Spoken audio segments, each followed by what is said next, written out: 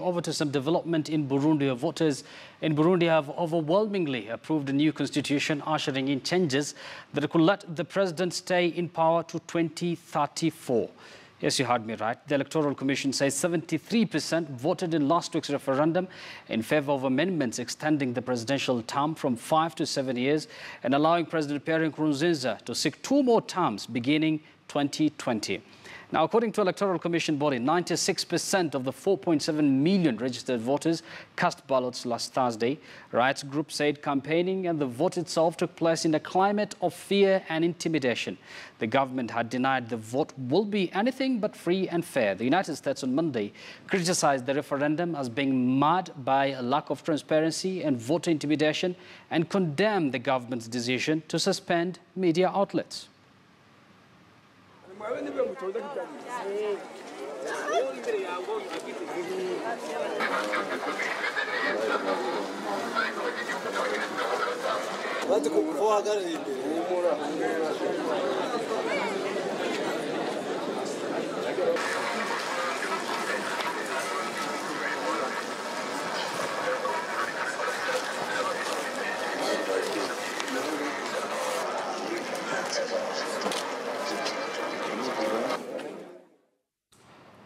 Now, just to tell us more on this development in Burundi, I'm now joined by reporter Mark Namaso, who has extensively covered that report for us right here on KTN News. And Mark is at our City Center studio. Mark, good evening. Welcome to the program. Let me begin with this. Can you perhaps share with us your experience in covering that referendum in Bujumbura, Burundi? Perhaps you can tell us your experience as an African journalist. I have a reason why I'm using the word African first. Thank you, Yusuf. The very first experience we had was on Monday when it was the last day for campaigning for the referendum for or against. And what encouraged us as journalists, myself and the cameraman we were with, Nebat Saisi, was that we did not stand out because we generally looked like the general population.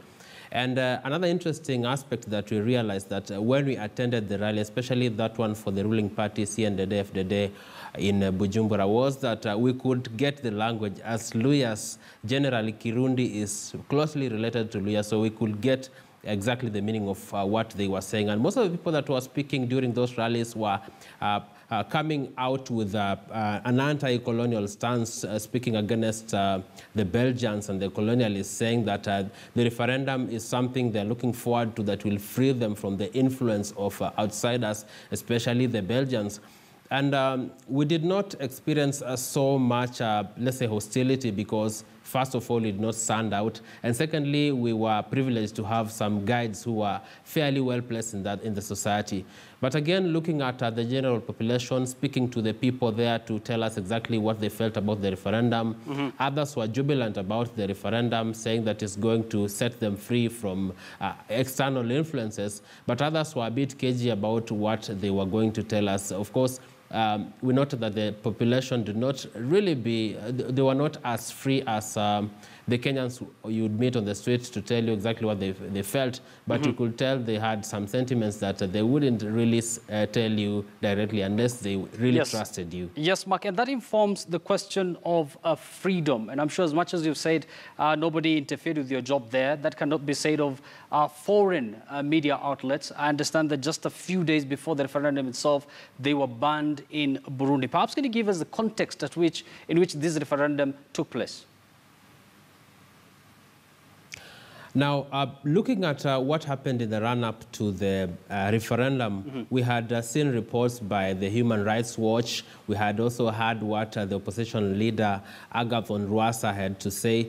We also had the issue of VOA as well as BBC being banned. And on Saturday, when I spoke to the very last person, one of the presidential advisors, one Willie Nyamitwe, he was talking about journalists from other media outlets, especially the external or foreign journalists, international journalists. He was talking about them being influenced by some forces to portray Burundi negatively. Now, one of the issues that jumped out again was that Burundi was expected to host the COMESA Heads of State Summit starting from 1st to 10th June. And while we were still there, that was called off and moved to Zambia. And then government officials started blaming Rwanda as well as other external forces of sabotaging the progress of Burundi. So what jumped out was that there was an element of suspicion as well as hostility towards external forces by the government mainly, and also extending the suspicion to Rwanda. And also on Tuesday, we managed to go to that province known as Chibitoke. Chibitoke, when you look at Kisi language, matoke refers to bananas. So Chibitoke is known for bananas, but it's at the border between Burundi and DRC Congo. When we went to the funeral of those 26 that were killed on May 11th, again, the blame was being laid upon Rwanda and other external forces. So the government narrative is that external forces are collaborating with international organizations as well as international media to sabotage the progress of Burundi and portray it negatively. So that might inform why they had to do away with VOA, BBC, as well as AFP in Burundi. But in our case... Well said, Mark. One final question, perhaps. This is a country about, understand this is a country of about 10 to 12 million people, and about 400,000 of them are still refugees. You know, some of them are in Rwanda, others in Uganda, understand.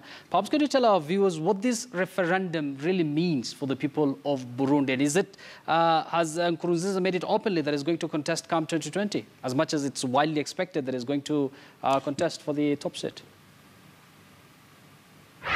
Yusuf, there are three main issues that jump out expected to come out of the changes in the constitution. One is that extension of the presidential term from the usual 5-year term. Now, starting from 2020, the president will have 7-year terms. And if he has 2 terms, that means it's 14 years plus the current 2 years that are remaining. That means he can decide to stay on up to 2034, but he has not stated that clearly. Secondly is the issue about the changes in the constitution that will allow a simple majority in parliament to pass legislation. That is another issue. And thirdly, we have the element of doing away with the current 2 deputy presidents and having 1, and then also the reintroduction of the prime minister's post. So as it is now, Pierre Nkurunziza, the current president, has an open book before him to rewrite whatever type of history he wants to do with the current constitution now being changed starting from 2020 onwards. Now he can do whatever he wants with the constitution. We really appreciate your update. Many thanks, Mark Namaso, for that. Of course, that is our reporter. Mark was just returned from Bujumbura, Burundi, covering that referendum, which has received a resounding yes from the people of Burundi.